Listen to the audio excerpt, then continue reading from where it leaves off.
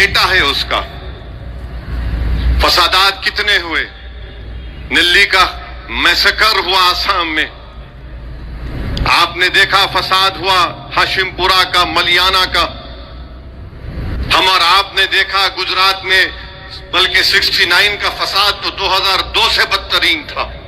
फिर 2002 की नस्ल कशी हमने देखी, 2019 का दिल्ली का फसाद देखा, हैदराबाद के फसादात हमने देखे। मगर एक बात जो लोग समझते नहीं है वो ये है कि इन तमाम फसादात को हमने देखा, हमारी मस्जिद को शहीद कर दिया गया, और कोर्ट का जब फैसला आया तो कोर्ट ने कहा किसी ने शहीद नहीं किया। सुप्रीम कोर्ट का फैसला आया तो कहा कि आस्था की बुनियाद पर मस्जिद आपको नहीं दी जा सकती।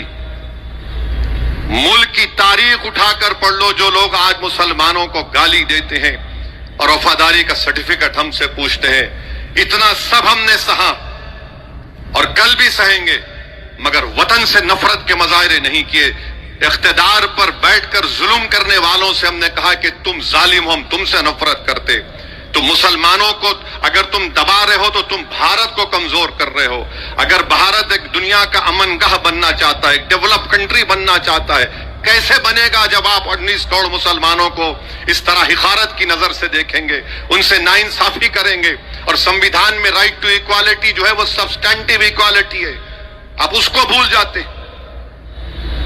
मस्जिद का फैसला हमारे खिलाफ आया तो क्या किसी मुसलमान ने कोर्ट में जाकर किसी जज के ऊपर जूता फेंका? जूता फेंकने वाले के बारे में एक लफ्ज नहीं बोला जाता, ना मीडिया में बोला जाता है, क्योंकि वो आला जात से उसका ताल्लुक था। हमारी वतन से मोहब्बत है और रहेगी।